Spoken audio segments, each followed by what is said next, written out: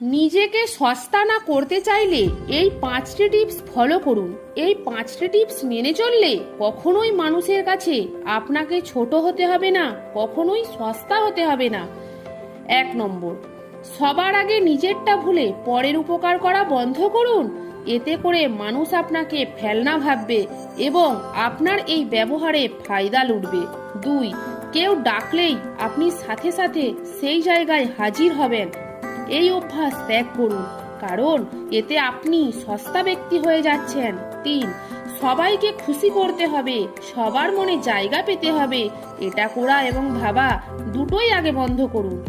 4, আগ বাড়িয়ে লোককে পরামর্শ দিতে যাবেন না, কারণ আপনার এই পরামর্শ কিন্তু ফেলনা নয়। 5, সব সময় আগে নিজের আখেরটা বুঝুন। নমস্কার বন্ধুরা।